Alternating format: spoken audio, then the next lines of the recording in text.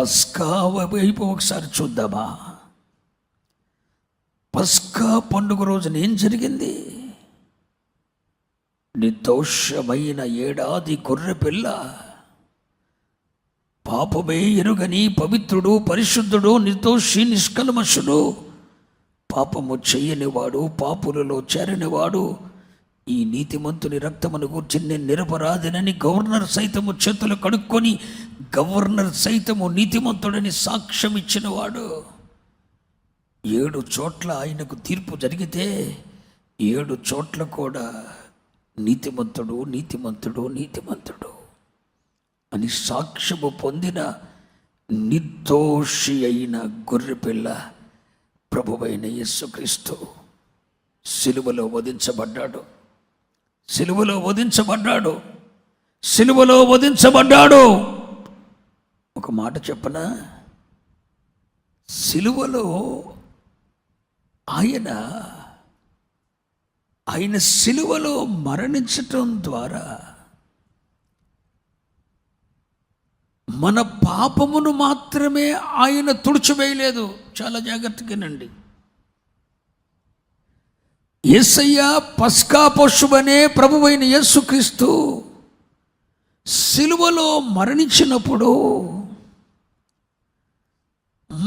ఆయన మరణము ద్వారా మన పాపమును మాత్రమే ఆయన తీసివేయల, మన పాపమును మాత్రమే పవిత్రపరచల, మన పాపము నుండి మనను పవిత్రులను మాత్రమే చేశాడని అనుకోకండి.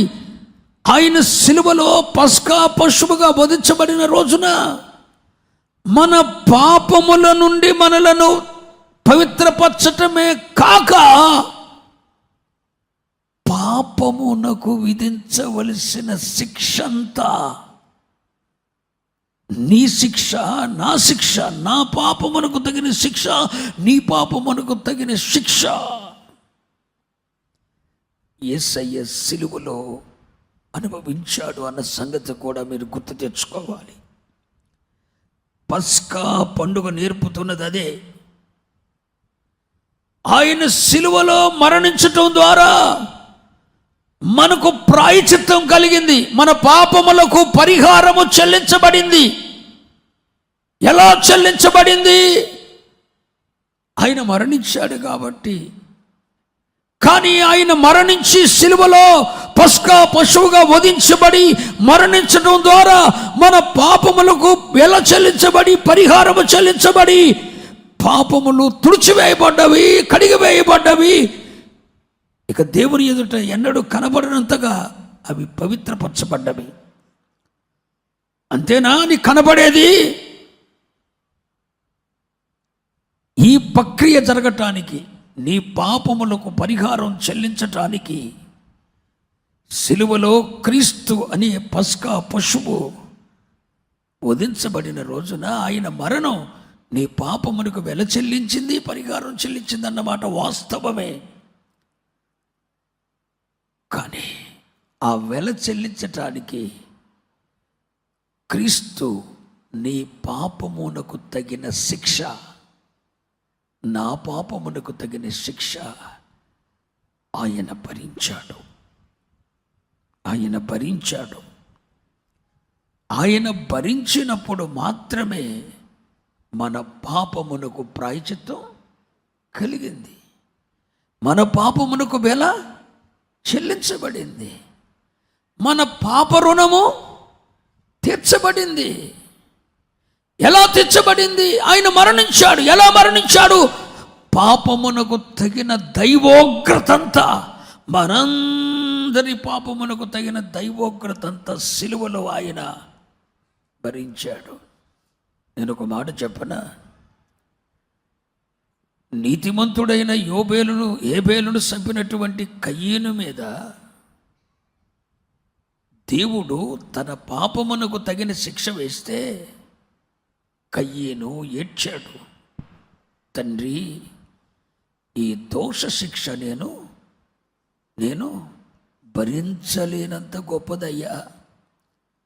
అంటే ఒక కయీను చేసిన పాపం, కయీను దోషము దేవుడు కయీను దోషాన్ని కయీను మీద వేస్తే ఆ కయీను అంటాడు, నా దోష శిక్ష నేను భరించలేనంత గొప్పది అంటాడు. మరి మనందరి దోషములను, మనందరి పాపములను పరలోకపు తండ్రి తన అద్వితీయ కుమారుడైన ప్రభువైన యేసుక్రీస్తు వారి మీద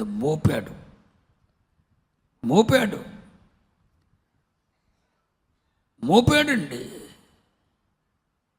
మనందరి దోషములు ఆయన మీద మోపాడు. ఆయన ఏం చేశాడు? మనందరి దోషములను, పాపములను ఆయన భరించి ఆయనకున్న అనుభవ జ్ఞానం చేత మనలను నిర్దోషులనుగా చేశాడు. ఈ ప్రక్రియ జరిగేటప్పుడు నీ దోషము ఆయన మీద మోపబడింది, నా దోషము ఆయన మీద మోపబడింది. నీ పాపం ఆయన మీద మోపబడింది, నా పాపం ఆయన మీద మోపబడింది. నీ అతిక్రమం ఆయన మీద మోపబడింది, నా అతిక్రమం ఆయన మీద మోపబడింది. అది పరలోక తండ్రి ఏర్పాటు. ఇప్పుడు మన అందరి దోషం ఆయన మీద మోపబడినప్పుడు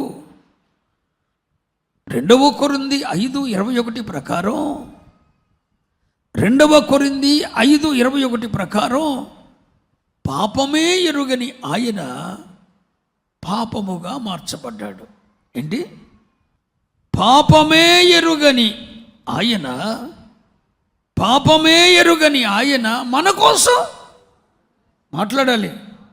పాపంగా చేయబడ్డాడు. ఎలా చేయబడ్డాడు? మనందరి దోషములు తండ్రి మాట్లాడరే ఆయన మీద మోపాడు. ఆయన మనందరి దోషములను, పాపములను భరిస్తూ తనకున్న అనుభవ జ్ఞానం చేత మనలను నిర్దోషులనుగా చేశాడు. యెషయా 53:11 నిర్దోషులనుగా చేశాడు. ఇప్పుడు మన అందరి పాపములు, దోషములు, అతిక్రమములు తండ్రి ఆయన మీద మోపితే మనందరి దోషములకు తగిన శిక్ష కూడా క్రీస్తు శిలువలో అనుభవించాడు. స్తోత్రం చెప్పండి. నీ దోష శిక్ష ఆయన మీద పడింది. నీ దోషములు మాత్రమే కాదు, తండ్రి ఆయన మీద మోపింది. నీ దోషములకు తగిన శిక్ష కూడా ఆయన మీద మోపబడింది. నా దోషములకు తగిన శిక్ష కూడా ఆయన మీద మోపబడింది.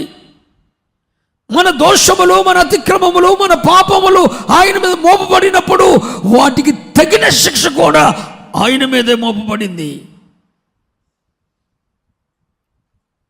అప్పుడు ఏం జరిగిందో తెలుసునా?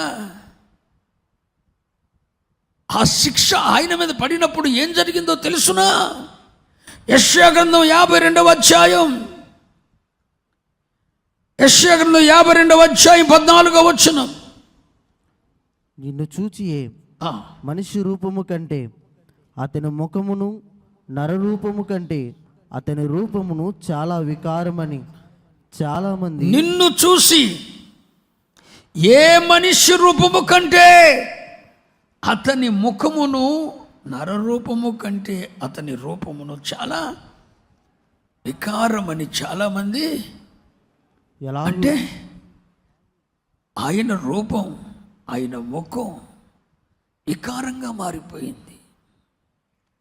హలో, వింటున్నారా? ధవలవర్ణుడు, రత్నవర్ణుడు 10,000 మందిలో కాంక్షణీయుడు 10,000 మందిలో అవలీలగా ఆయనను గుర్తించవచ్చు. అలాంటి సుందరుడు, పవిత్రుడు, పరిశుద్ధుడు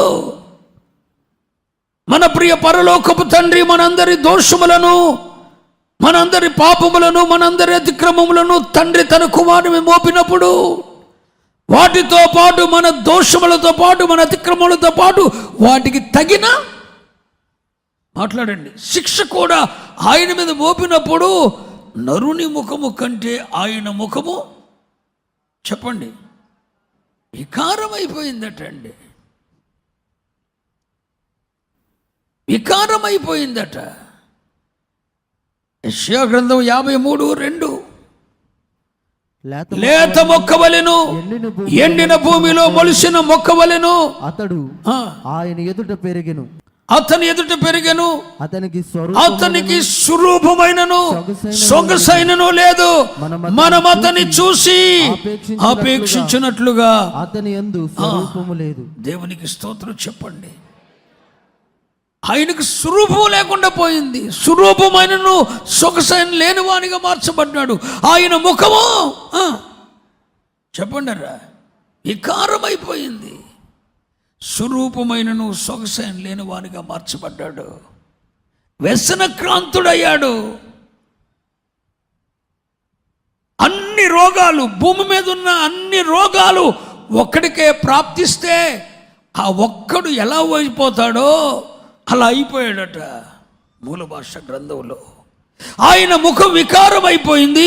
ఆయనకు స్వరూపమైనను సొగసైనను లేనివానిగా మార్చబడ్డాడు.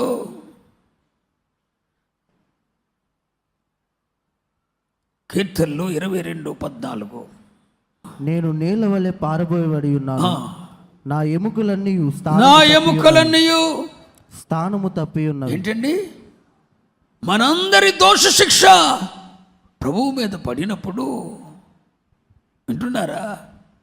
మనందరి దోషములతో పాటు మనందరి దోష శిక్ష ప్రభువు మీద పడినప్పుడు ఆయన ముఖము వికారమైంది. ఆయనకు స్వరూపమైనను సొగసైన లేని వారిగా మార్చబడ్డాడు. వ్యసనక్రాంతునిగా మార్చబడ్డాడు. బాధ నొందిన వాడైపోయాడు. ఆయన ఎముకలన్నీ చెప్పాలి స్థానం తప్పినాయి అంటండి. ఎంత కొట్టారు, ఎంత హింసించారు. రోమా రాను వారు ఈడ్చుకుపోతే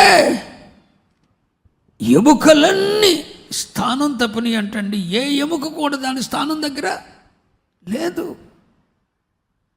కానీ యోహాను 9:35 ప్రకారం ఆయన ఎముకలలో ఒకటి కూడా విరవబడలేదు. కానీ ఎముకలన్నీ స్థానం తప్పాయి. అంతగా మన పాప ఉగ్రత ఆయన మీద పడింది. అలా మన పాపమునకు తగిన ఉగ్రత తండ్రి ఆయన మీద మోపితే దాన్ని భరించి నోరు తెరవకుండా వదకు తేబడిన గొర్రె పిల్ల వధించు వాని ఎదుట ఏ విధంగా మౌనంగా ఉంటుందో, పరలోక తండ్రి చిత్తమును నెరవేర్చడానికి అదుగో లోక పాపములను మోసుకొని పోవు దేవుని గొర్రె పిల్ల కూడా అదే విధంగా మౌనంగా ఉన్నది. స్తోత్రం చెప్పు. ఇలా ఆయన ముఖ వికారం అయిపోయింది. చూడటానికి స్వరూపమైనను సొగసైనను అని లేకపోయింది. ఆయన ఎముకలన్నీ స్థానం తప్పాయి. చిత్రవద అనుభవించాడు. ఇంత అని చెప్పటానికి వీలు లేదండి.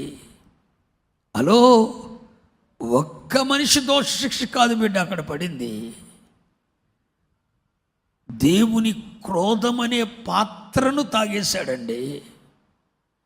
దేవుని క్రోధమంతటితో, దేవుని కోపముతో నిండిపోయిన ఒక పాత్ర దేవుని చేతిలో ఉంటే, ఆ దేవుని ఉగ్రత, దేవుని కోపం, దేవుని క్రోధంతో నిండిపోయిన ఆ పాత్ర లోకం మీద కుమ్మరించవలసిన దేవుని కోపముతో, దేవుని ఉగ్రతతో, దేవుని రోషముతో నింపబడిన పాత్ర ఆయన పట్టుకొని గెత్సేమనెలో దేవుని కోపం అనే పాత్ర, ఉగ్రత అనే పాత్ర, క్రోధం అనే పాత్ర ఈయన తాగేసి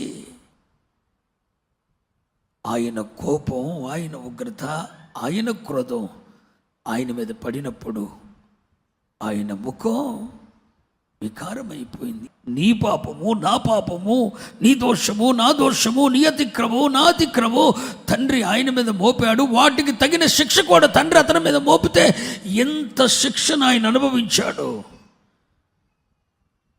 అనుభవించి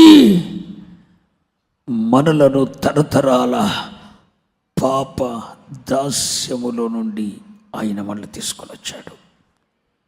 సాతాను అధికారములో నుండి తీసుకొని వచ్చాడు. మరణం తదుపరి ఉన్న నిత్య నరకాగ్ని గుండమనే తీర్పు నుండి తప్పించడానికి ఇదంతా చేశాడు. స్తోత్రం చెప్పు.